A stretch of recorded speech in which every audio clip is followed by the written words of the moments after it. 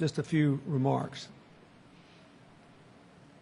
Last year, I believe it was, in commencement season, he and I were speakers at the Harvard commencement. I spoke at Senior Day, which is a more informal thing, and he gave the formal commencement speech at his alma mater. It is one of the most astonishing statements of public commitment I have ever read. And it's probably on the internet somewhere, and if you haven't read it, you ought to do it. He basically said that he and his wife decided that all lives had equal value and no one behaved as if they do. And that he thought he should take his good fortune, not only his money, but what he had learned from life, and spend the rest of his life trying to make his conviction a reality. I have the great honor to work in many different ways with the Gates Foundation. It's not only the biggest foundation in America, it's almost certainly the best run, and it is incredibly passionate and focused with all of its wide-ranging activities. I can't tell you how much I respect him and Melinda and all the people with whom I have worked at the Gates Foundation.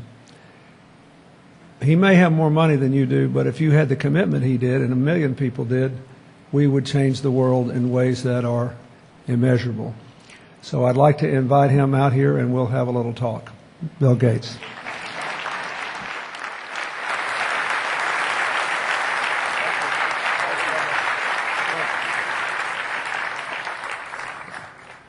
So how's your transition going? Well, it's fun to be able to focus full-time on the foundation efforts. I'm getting to learn new things. I spent all day Monday on malaria. And, you know, I'm thrilled that there are some breakthroughs, things that are starting to work. And, you know, it's fun to get people who've been in the field, get scientists, get people who are a little cynical, get their point of view about, you know, how things haven't worked in the past, and figure out new paths forward. So it's a thrill. I decided to do it about 3 years ago, and I can hardly believe the day actually came. One of the things that we were talking about backstage, that since we have some first-timers here, I mentioned in the opening session that if you look at Africa, for example, typically Africa doesn't get into the general news unless something bad happens somewhere. People know about the turmoil we had in Zimbabwe before the power sharing agreement was made. They know about Darfur. But a lot of good things are happening. People know that there are problems with HTB and malaria, but a lot of progress has been made.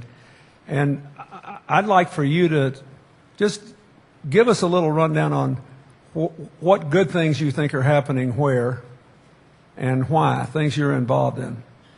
Well, this is a great week to be taking stock of the progress that's been made, because it's kind of this midpoint for the Millennium Development Goals. That was a set of goals that were set in 2000, and there was a target for 2015. So we're kind of just past the halfway point, and a lot of people are looking at that and saying, okay, what are the success stories, what's gone well, and what do we need to do more of?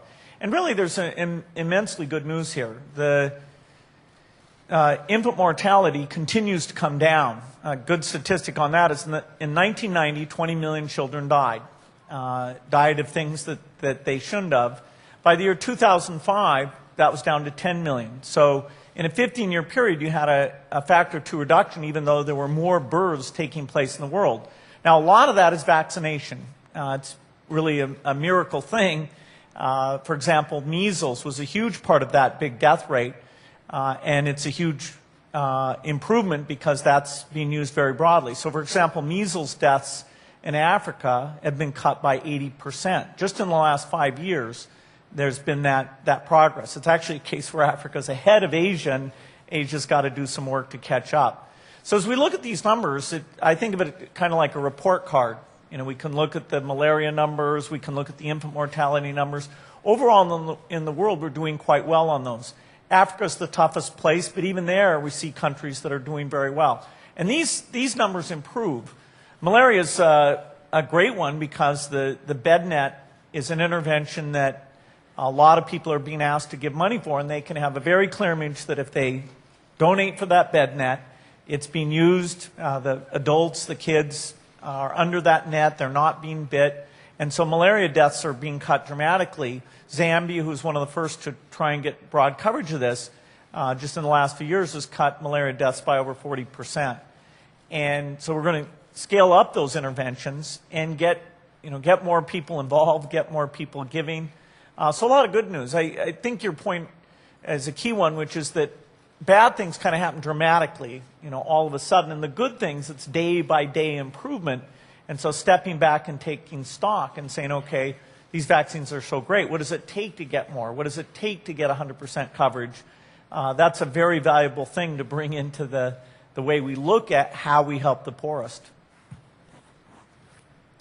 Malaria is a good example of the sort of thing that we just